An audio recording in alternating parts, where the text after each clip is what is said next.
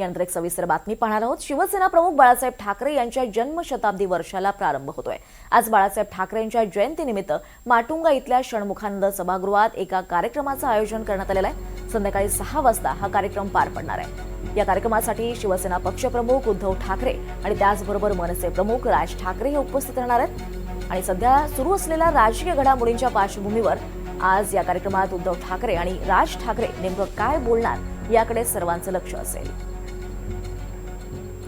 दरम्यान आजच्या कार्यक्रमाबाबत बाळासाहेबांच्या स्मृतीस्थळावरून आढावा घेतलाय आमच्या प्रतिनिधी जुई जाधव यांनी।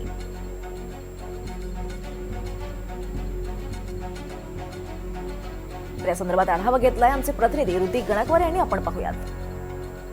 बाळासाहेब ठाकरे यांची यंदा जन्मशताब्दी वर्ष आहे। आज त्यांचा 100वा जो जयंती आहे। आपण बघतोय की या निमित्तानं त्यांचं जे स्मृतीस्थळ आहे दादर येथील त्याला अतिशय आकर्षक फुलांनी सजवण्यात आलेलं आहे। शिवसैनिक जे आहेत ते आता सकाळी त्यांच्या दर्शनाला यायला सुरुवात झालेली आहे। आज त्यांच्या जन्मशताब्दी वर्षानिमित्त उद्धव ठाकरे आणि राज ठाकरे जे आहेत ते एकाच व्यासपीठावरती षण्मुखानंद या ठिकाणी येणार आहेत।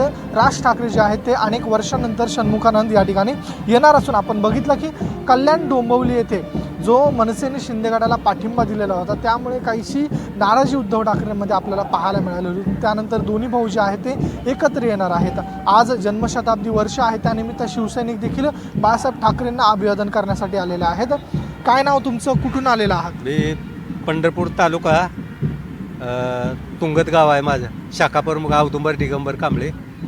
आज साहेबांचा हे मूर्ती दिन आहे म्हणून दर्शनाला आलो पंढरपूर। तुमचं नाव काय? मी राजू भैया जयस्वाल।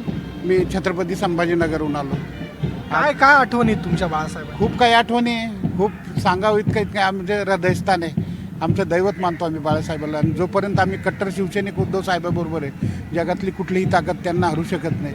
आज आपलेच होते आणि आपल्यातून गेले, आज सरकार स्थापन केलं।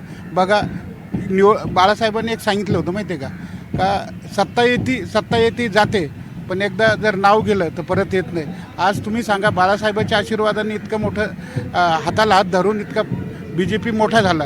परंतु BJP मोठा झाल्यानंतर आज एक संघटित राहायचं काम होतं बाळासाहेबांच्या आशीर्वादाने।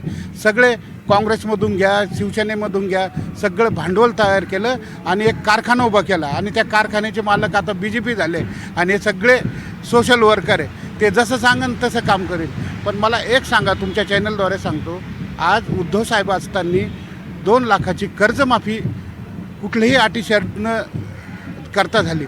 आज फडणवीस साहेब म्हटले होते का आम्हाला सत्ता द्या, सत्तेत आल्यानंतर आम्ही कर्जमाफी करू। बघा आज माझ्या संभाजीनगरला दररोजच्या 2-3 आत्महत्या गोरगरीब कुटुंबाच्या होत्या। तुम्ही एक सांगा, मराठी समाजाला न्याय नाही, दलित समाजाला न्याय नाही, मुस्लिम समाजाला न्याय नाही। मुस्लिम समाजाचं फक्त मतदान लागतं पण त्यांच्याकडं बघण्याचा दृष्टिकोन वेगळा आहे। आपण सगळे एक आहोत, हिंदुस्थान आपलं आहे सगळं। त्या भूमिका जर पुढं घेऊन टाकले, आज जर उद्धव साहेब जर असते तर आज शेतकऱ्याची कर्जमाफी झाली असती, सरकार जिथल्या तिथे राहिलं असतं। पण आता सगळे आमिष आणि पैशाच्या कारणाने फुटाफुटी झाली। पण आम्ही निष्ठावंत शिवसैनिक जोपर्यंत आहे तोपर्यंत उद्धव साहेबांना कधीच कमी पडणार नाही। आणि छत्रपती संभाजीनगरमध्ये कोणी किती जरी गेले तर एकटा राजू भैया जयस्वालमध्ये शिवसेना उद्धव साहेबांच्या आशीर्वादाने सांभाळायची ताकद आहे। धन्यवाद। आपण बघतोय की शिवसैनिकांनी या ठिकाणी भावना व्यक्त केलेल्या आहे। बाळासाहेब ठाकरेंना अभिवादन करण्यासाठी ते दूरवरून आल्याचं आपल्याला पाहायला मिळतंय। कॅमेरा पर्सन प्रतीक जाधवसह मी ऋतिक गणकवार, NDTV मराठी, मुंबई।